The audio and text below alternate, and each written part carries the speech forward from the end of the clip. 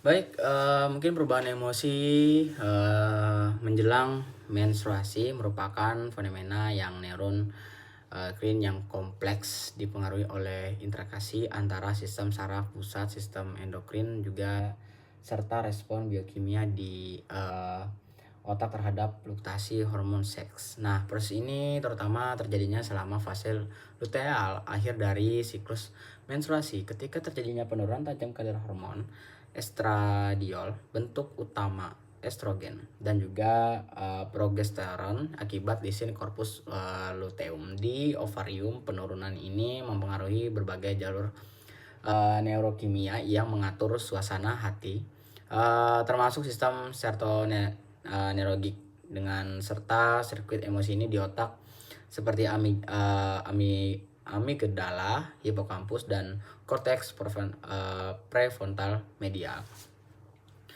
Dan dari sini mungkin secara fisiologisnya memiliki efek neuroprotektif dan juga neuromodulator. Ia meningkatkan aktivitas enzim. Nah, dalam jalur biosintesis dengan serotonin menurunkan dehidrasi dengan juga serotonin melalui serta meningkatkan sensitivitas reseptor serotonin, yaitu terutama 5-MIN-HT1A dan 5-MIN-HT2A. Nah, estrogen ini juga berperan meningkatkan ekspresi reseptor dengan dopamin D2 yang penting dalam pengaturan motivasi dan reward system seperti itu. Nah, dan juga di sini sementara itu progesteron juga dan metabolit neuroaktifnya seperti yang bertindak sebagai modulator positif reseptor GBA-AA menimbulkan yang efek ansiolitik dan sedatif yang menenangkan saat kadar progesteronnya itu menurun. Dan juga peningkatan kecemasan, ketegangan, dan juga gangguan tidur. Ini kombinasi penurunan estrogen yang menurunnya serotonin dan juga yang menurunnya aktivitas GABA yang menciptakan. Terus selanjutnya dari sini saya jelaskan dengan ketidakseimbangan yang menjadi dasar neurofisiologis dari gejala emosional para menstruasi. Dari sudut ini, pandang neuromotivasi itu fluktasi hormon seks mengaruhi area limbik seperti amigdala, hipokampus, korteks orbitofrontal, dan korteks cingula anterior. Semuanya ini terlibatnya emosi, motivasi, dan perilaku sosial. Mungkin reaktivitas amigdala terhadap ini stimulus emosional negatif, sehingga individu menjadi lebih sensitif terhadap stres atau konflik kecil.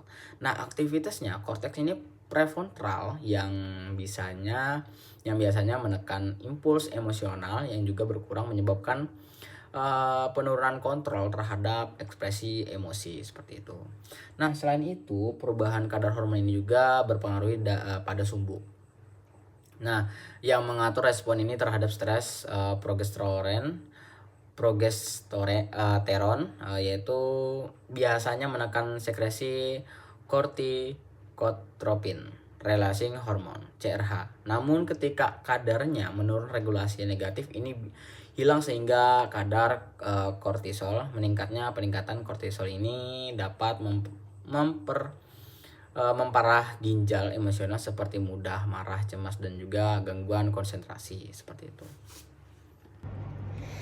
Jadi, dari sisi neurokimia, stres kronis menyebabkan disregulasi neurotransmitter, termasuk penurunan kadar serotonin dan dopamin di sistem saraf pusat.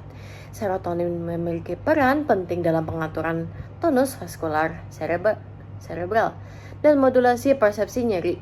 Penurunannya memudahkan terjadinya vasodilatasi meningeal dan menurunkan ambang aktivasi sistem trigeminal vaskular.